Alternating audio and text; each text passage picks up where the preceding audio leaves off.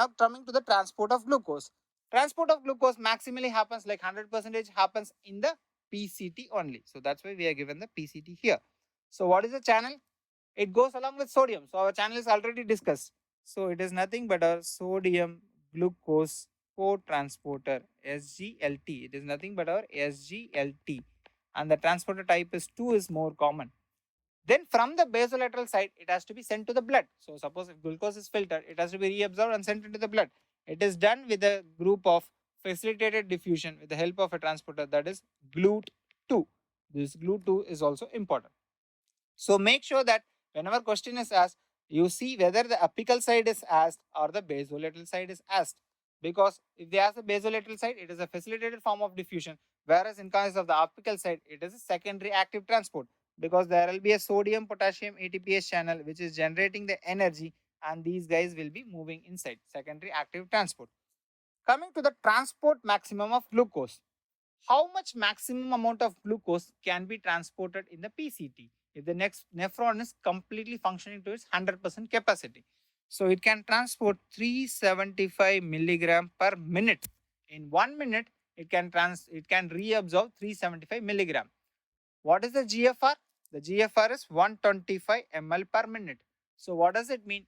It means that for every ml, 3 milligram can be reabsorbed. So for every ml, because 375 is the milligram per minute and 125 ml of GFR is there. So in 1 ml of GFR, there will be 3 milligram. I can reabsorb 3 milligram of glucose. When you convert it to deciliter, that is because plasma concentration or the RBS levels, random blood sugar levels, fasting levels are taken in deciliter. So it can reabsorb till the blood glucose levels are 300 milligram per deciliter. But here there is one confusion. Most of the times when you see a diabetic and he is having 200 milligram per deciliter, still he will be having urine in the glucose. But here this statement says that there is 300 milligram per deciliter, then also there should not be any appearance of glucose in the urine, because this 300 milligram per deciliter in the plasma can be completely reabsorbed. That is the transport maximum it says. This transport maximum is an ideal condition. Ideal condition. None of the systems are in ideal conditions in our body. So this is not the thing that is happening. This is for a single nephron they have calculated with its fullest efficiency. But not all the nephrons will function to its fullest efficiency. So what is the real threshold? The actual threshold becomes 200 milligram per deciliter. So whenever the plasma levels goes beyond 200 milligram per deciliter, we will see glucose appear in the urine. So the glucose will start appearing in urine. So this is the real one.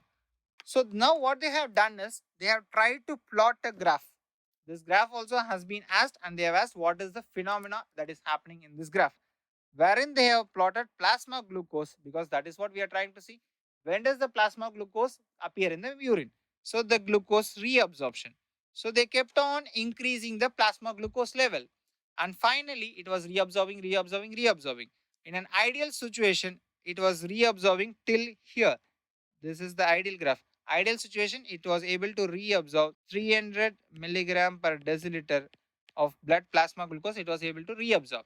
So this curve, above curve, is the ideal curve. But that is not happening. We saw the actual curve. This is the actual curve. But we saw at 200 milligram per deciliter itself, it will start appearing in the urine. So this is important. So why this is happening? This is because of this difference between them. This difference between them is called as with a special term that is called as the SPLAY. This was asked, SPLAY. What is the phenomenon? SPLAY. But what is the reason for this SPLAY? The reason for this SPLAY is not all nephrons are functioning to their fullest capacity always. Not all nephrons are functioning to their fullest capacity. That is the reason, because there is some error in some nephrons. If a nephron is ideal, it has all the features of an ideal nephron, then it can reabsorb to the ideal curve. If not, the actual curve will be little less, which happens to create this play in this condition. So this is all about our glucose reabsorption.